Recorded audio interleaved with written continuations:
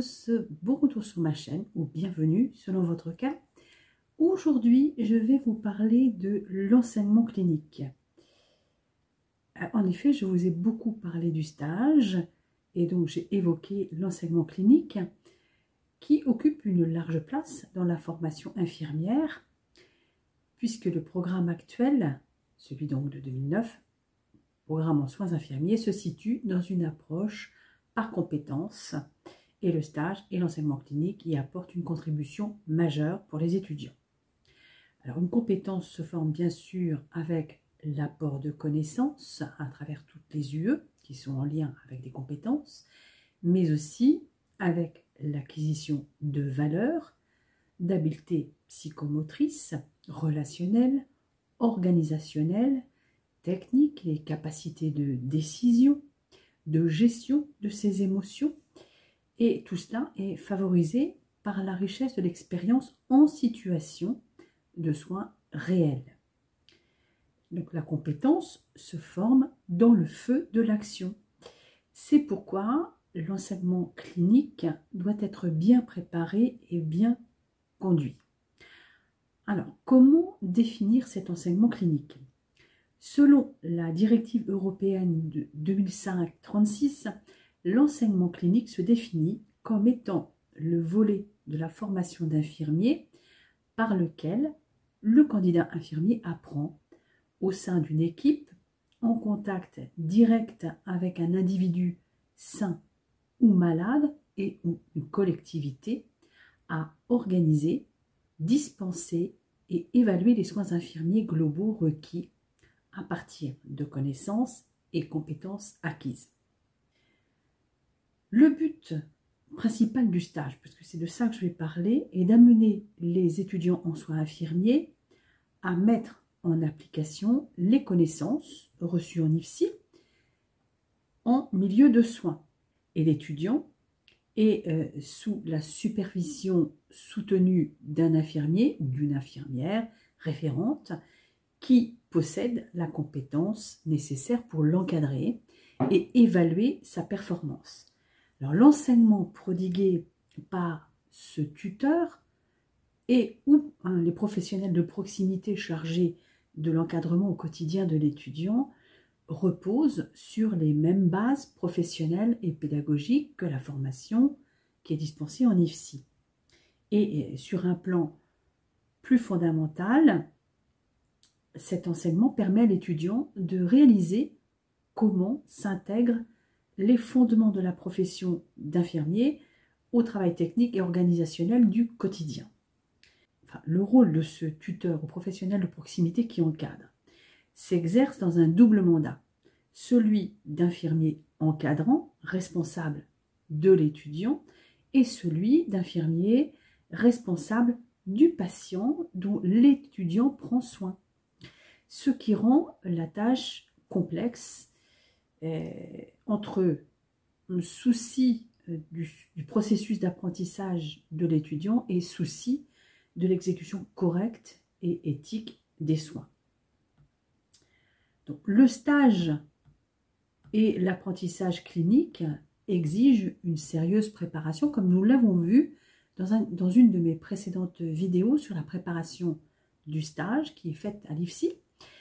Mais l'étudiant doit aussi préparer son apprentissage clinique afin non seulement de profiter au maximum de toutes les occasions d'apprendre, mais aussi d'effectuer un travail plus efficace et plus sécuritaire pour le ou les malades dont il prend soin.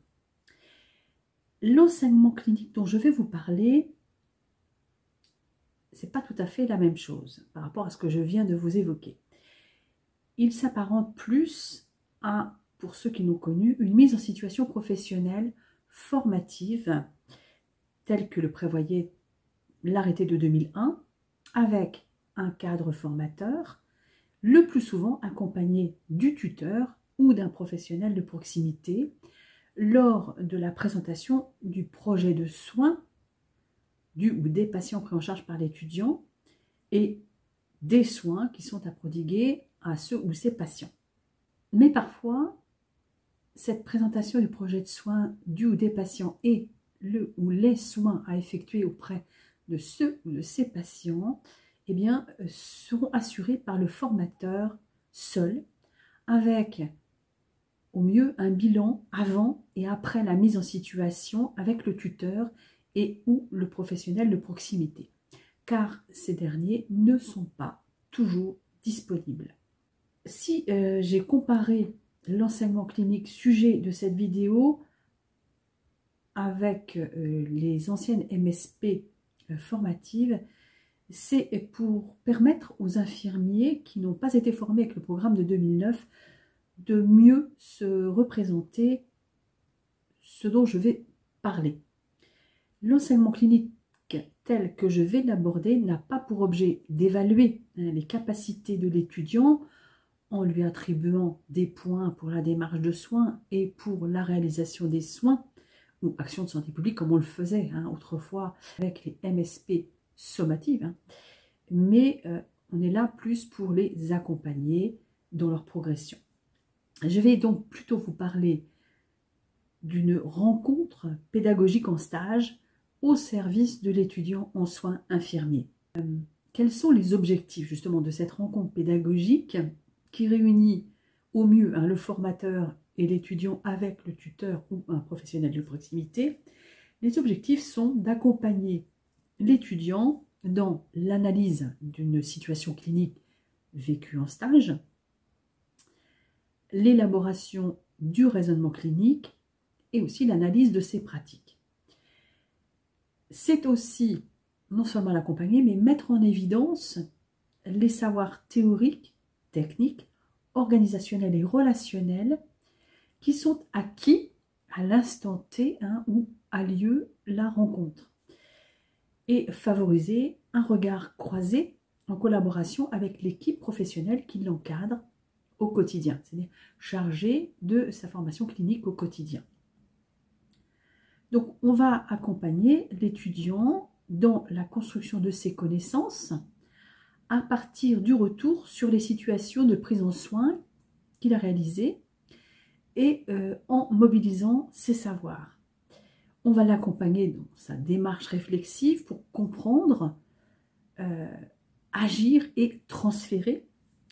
Et aussi, bien sûr, on va l'accompagner dans le développement de son raisonnement clinique. Alors, bien sûr, on va aussi mesurer la progression de l'étudiant au cours du stage, puisque je vous ai parlé tout à l'heure de bilan avant l'enseignement clinique et après. On va aussi mesurer cette progression au cours du stage en tenant compte des objectifs de stage, préparer l'étudiant et négocier avec son tuteur. Et on va bien sûr apprécier le niveau de l'étudiant en termes de savoir, de savoir-faire et de savoir-être, en tenant compte bien sûr de son niveau de formation et de son cursus global de stage. Tout ça pour lui proposer des pistes de réajustement, si on a repéré des petits manques. Donc lui proposer des pistes de réajustement pour le guider dans la mise à profit du stage, c'est-à-dire pour négocier éventuellement de nouveaux objectifs. Et ça va permettre aussi au tuteur, quand il est présent, ou quand on va faire le bilan, quand il va y avoir le bilan entre le formateur et le tuteur, d'ajuster le parcours de formation clinique en fonction des besoins identifiés de l'étudiant. Et tout ça, en fin de compte, ces rencontres pédagogiques renforcent la collaboration entre les professionnels de l'IFSI, c'est-à-dire les cadres formateurs, et les professionnels de terrain, c'est-à-dire les professionnels du stage, qui sont au service de l'étudiant. Donc, tout ce que je viens de citer, notamment mesurer la progression, apprécier le niveau, s'apparente à de l'évaluation. Il ne faut pas se voiler la face, car lorsqu'un étudiant présente les projets de soins réalisés pour ses patients, lorsqu'il réalise des soins en présence d'un formateur et ou d'un soignant, eux-mêmes, ces étudiants se sentent évalués, jugés, et c'est un fait, il est écouté, il est observé dans l'objectif d'un repérage de son potentiel, des points positifs comme des points négatifs. Et d'ailleurs, les étudiants sont tout aussi stressés par l'enseignement clinique que l'étaient leurs prédécesseurs avec les MSP sommatives. Et pourtant, ils n'ont pas de notes attribuées. Le but est vraiment de l'accompagnement, de les aider. Alors, qui sont les acteurs concernés par cet enseignement clinique, cette rencontre pédagogique? Bien sûr, il y a l'étudiant. Ensuite, pour l'IFSI, il y a le cadre formateur qui est généralement un cadre de la promotion de l'étudiant, mais il peut arriver que ce soit un cadre d'une autre promotion. C'est un cadre de la promotion de l'étudiant le plus souvent, ça peut être ce référent pédagogique, ça peut être le référent de stage, ça peut être effectivement n'importe quel autre cadre formateur de la promotion.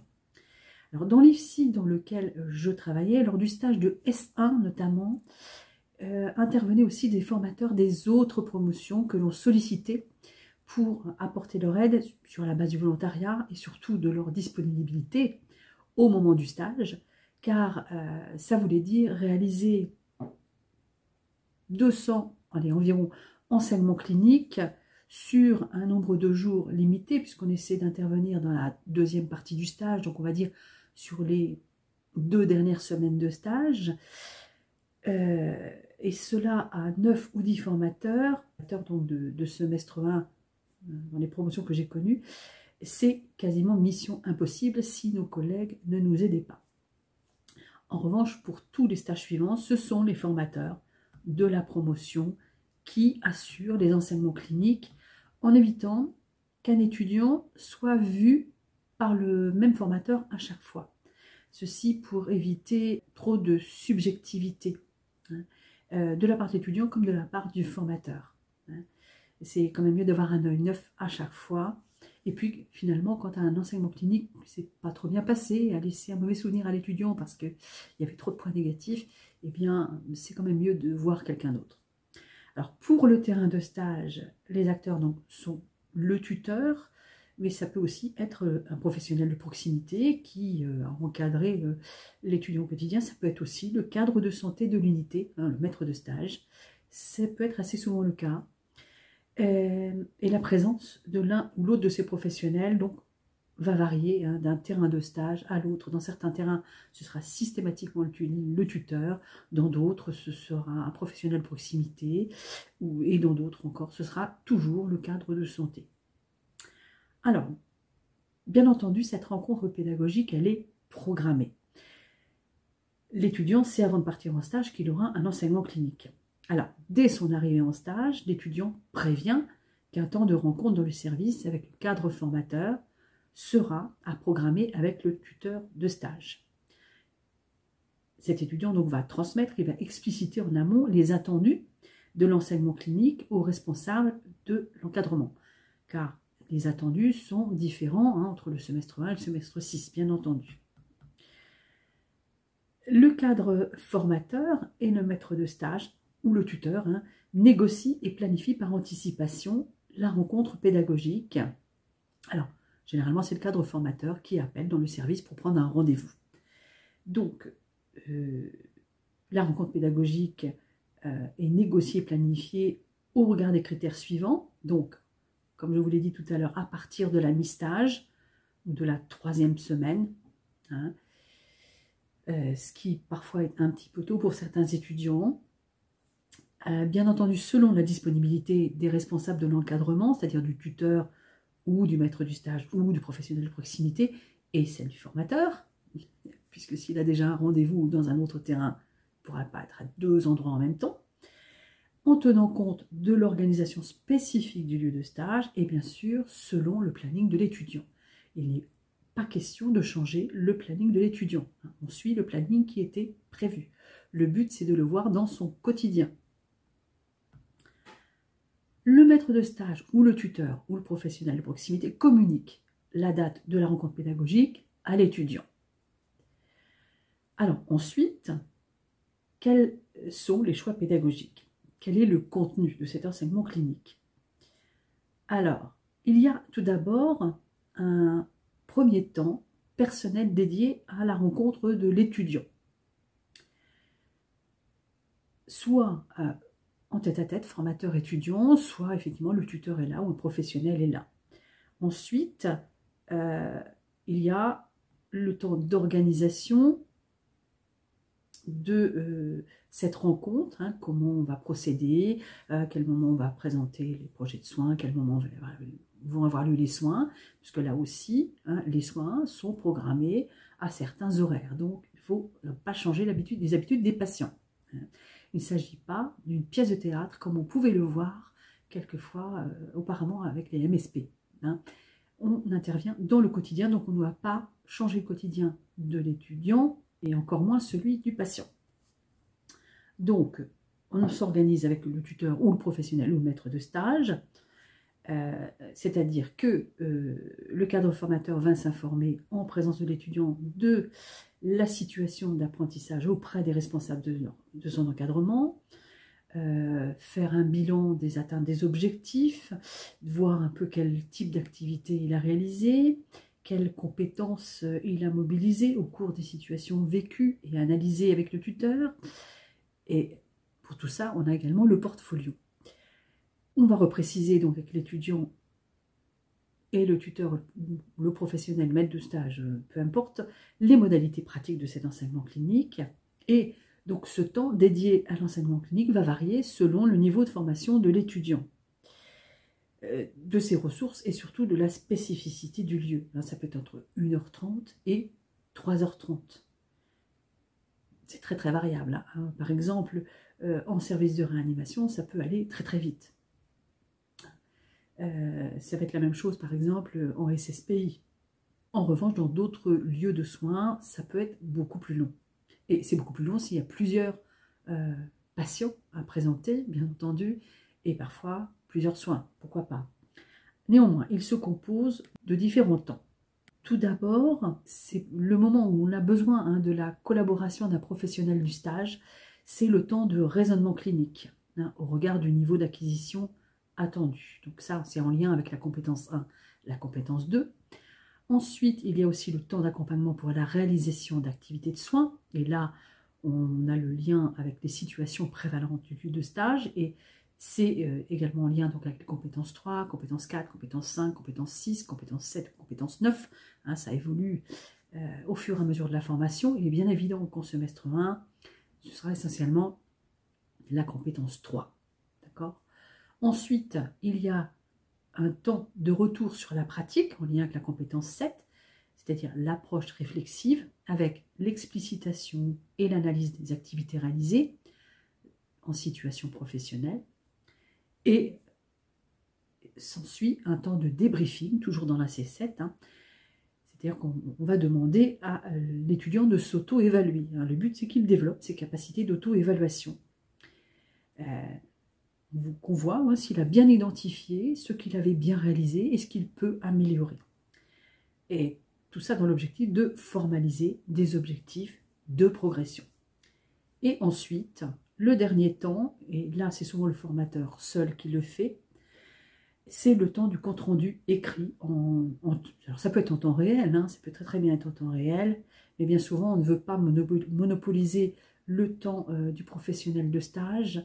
Donc, on les libère et très très souvent, eh bien, on fait ce compte-rendu écrit quand on est rentré à l'IFSI. Hein, tout au moins, on décrit quelques notes. Hein, c'est grosso modo ce qu'on va avoir dit en débriefing hein, avec l'étudiant et on va le finaliser à l'IFSI.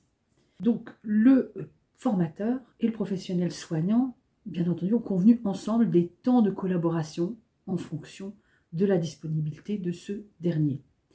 Tout dépend effectivement si le cadre formateur se sent à l'aise dans le type de service où il intervient. Bien entendu, si c'est un formateur qui n'est pas très habitué, par exemple, à la réanimation ou à la psychiatrie, il va sans doute avoir besoin du professionnel du stage pour être sûr que, par exemple, pour le raisonnement clinique, l'étudiant ne raconte pas trop de bêtises. Hein. Bon, généralement, on n'a pas forcément besoin hein, du professionnel du stage, sauf dans les lieux très très très spécifiques, hein, avec des prises en charge très particulières. Et bien souvent, vont en enseignement clinique en psychiatrie des formateurs qui sont à l'aise avec la psychiatrie. J'aurai d'ailleurs l'occasion de vous en reparler.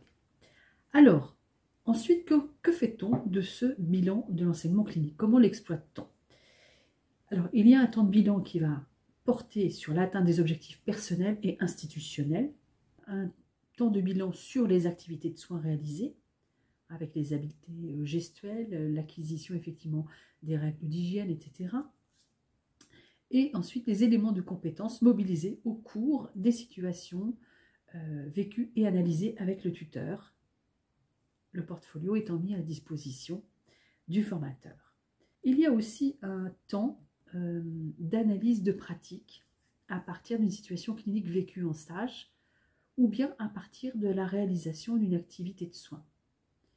Et ensuite, on l'a évoqué, le temps d'auto-évaluation réalisé par l'étudiant et guidé aussi par le ou les professionnels en présence, temps d'évaluation qui vise à mettre en évidence les éléments de compétences acquis et ou les axes d'amélioration et bien sûr donc les réajustements qui s'en suivent. Donc c'est-à-dire la formulation des objectifs de progression. Et on fait en présence de l'étudiant une synthèse orale qui est réalisée donc par le cadre formateur avec le tuteur s'il est encore présent. Mais en tout cas, cette synthèse est faite en présence de l'étudiant. Et c'est quand même mieux quand le tuteur ou le professionnel qui encadre l'étudiant au quotidien est présent. Parce qu'il entend aussi ce que le formateur a dit. Il entend aussi ce que sont les exigences institutionnelles. Parce que parfois, les professionnels de terrain ont tendance à en vouloir beaucoup plus. Et ont parfois du mal à s'adapter au niveau de formation de l'étudiant. Et surtout si on a un étudiant qui est trop réservé, qui ne parle pas assez, il peut être vu comme quelqu'un qui s'implique peu, alors que finalement, il a peut-être fourni un très très bon travail. En revanche, il faut qu'il s'ouvre un petit peu plus.